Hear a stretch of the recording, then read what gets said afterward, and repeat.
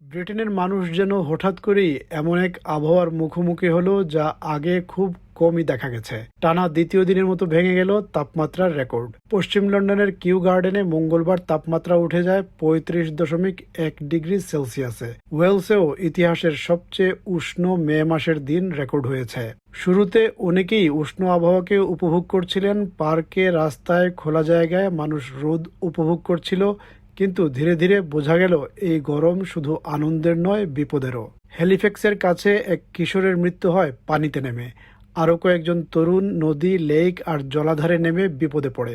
কারণ বাইরে প্রচণ্ড গরম হলেও লেকের পানির তাপমাত্রা ছিল অনেক কম।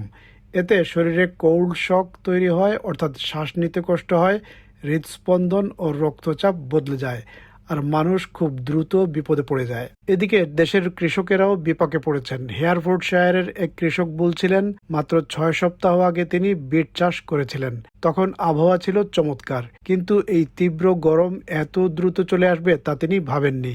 এখন জমি শুকিয়ে ফেটে যাচ্ছে, ফসল বড় হচ্ছে না। তিনি আশঙ্কা করছেন, গরম যদি পুরো গ্রীষ্ম জুড়ে থাকে তাহলে ফসল নষ্ট হয়ে যাবে। Well, if this heat continues up until the end of the summer, and this crop will be written off, I would say. অন্যদিকে উস্টারশায়ারে ফল চাষিদের সমস্যা ভিন্ন। সেখানে ফল এত দ্রুত পাকছে যে সময় মতো তুলতে হিমশিম খেতে হচ্ছে। অতিরিক্ত শ্রমিক দরকার, প্যাকেট দরকার, পরিবহন দরকার, সব কিছু একসঙ্গে সামলাতে হচ্ছে। স্ট্রবেরি দ্রুত পেকে যাচ্ছে, কিন্তু তা সংগ্রহ করার মতো সময় বা লোকবল নেই। গরম শুধু দিনের সমস্যাই নয়, রাতের ঘুমও কেড়ে নিচ্ছে। অনেকেই বলছিলেন তারা ঠিকমতো ঘুমাতে পারছেন না। কেউ রাত 3টা পর্যন্ত জেগেছিলেন, কেউ ভোরেই ঘুম থেকে জেগে গেছেন। I was awake until about 3 in the morning. I managed to get sleep then, and then my wife woke up about 5 in the morning. So between the two of us, we slept, well, one of us was asleep most of the night, but not both of us, not very much. We've got aircon at our house, so that's quite lucky. That is lucky. Yeah, and my son came into our bedroom last night, so we had all three of us in the bedroom. এই পরিবর্তনের মধ্যে কৃষক Martin নিজের অভিজ্ঞতা থেকে বললেন, জলবায়ু যে বদলে যাচ্ছে তা তিনি স্পষ্ট বুঝতে পারছেন।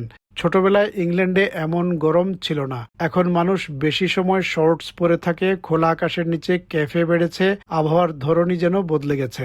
Do I feel it's changing? Yeah, it's changing. I'm in shorts more often than I'm not now. We've got our fresco cafes everywhere, haven't we, which we wouldn't have had when I was a small boy. So yes, I feel the climate is changing, and the weather patterns are definitely changing. 100%. Is that more of a challenge for you? Yeah, 100%, 100%. লন্ডনের রাস্তায়ও গরমের প্রভাব স্পষ্ট। কেউ বলছেন এটা একেবারেই অসহনীয়। একজন বললেন, ইংল্যান্ডে এটাই তার প্রথম গ্রীষ্ম, কিন্তু তিনি মোটেও উপভোগ করছেন না। অনেকে ঘরে এয়ার কন্ডিশনার লাগিয়েছেন, কেউ ছায়ায় থাকার চেষ্টা করছেন, কেউ ঘন ঘন পানি খাচ্ছেন। I don't like it at all. It's absolutely insane. This will be my first summer in England, and I'm not enjoying it at all so far. It's quite intense. It feels a little early for it to be this hot. It's quite unbearable. I've had to install AC in my bedroom. Other than that, just staying hydrated, trying to stay in the shade as much as possible. Unbearable. Really? Yeah. Does it change what you're doing and your plans for the day? Oh, definitely. We were going to walk out, weren't we? And just have to keep sitting. প্রচণ্ড গরমে অবকাঠামো ক্ষতিগ্রস্ত হচ্ছে। কোথাও রাস্তার pitch গলে গাড়ির টায়ারের সঙ্গে লেগে গেছে, মানুষকে টায়ার বদলাতে হচ্ছে। কিছু রেল লাইনে ট্রেনের গতি কমিয়ে দেওয়া হয়েছে, কারণ অতিরিক্ত গরমে লাইন ক্ষতিগ্রস্ত হওয়ার আশঙ্কা রয়েছে। আরেকটি বড় উদ্বেগ হলো দাবানল। গরমের সময় আগুন দ্রুত ছড়িয়ে পড়ে। এ কারণে লন্ডনের জরুরি সেবাগুলোও নিজেদের বদলে নিচ্ছে। বিশেষজ্ঞরা বলছেন, জলবায়ু পরিবর্তনের কারণে এ ধরনের তাপপ্রবাহ ভবিষ্যতে আরও ঘন ঘন, আরও তীব্র হবে। তাই লন্ডনকেও বদলাতে হবে। আরও বেশি গাছ লাগানো হচ্ছে, নতুন ভবন তৈরির সময় তাপপ্রবাহের বিষয়টি বিবেচনায় রাখা হচ্ছে।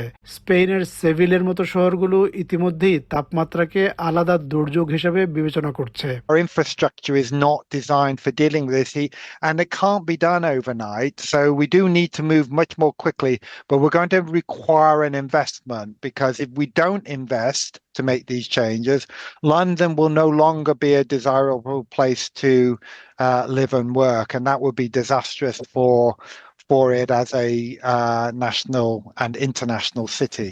সাম্প্রতিক এই তীব্র গরম ভবিষ্যতের জন্য এক সতর্কবার্তা। যদি এখন থেকেই শহর, পরিবহন, বাসাবাড়ি আর কর্মস্থলকে নতুন আবহাওয়ার সঙ্গে মানিয়ে নির্মাণ এবং পরিবর্তন করা না যায়, তাহলে ভবিষ্যতে বড় সমস্যা তৈরি হবে। আর তাই লন্ডন এখন ধীরে ধীরে নিজেকে বদলাতে শুরু করেছে এক নতুন, আরও উষ্ণ পৃথিবীর জন্য।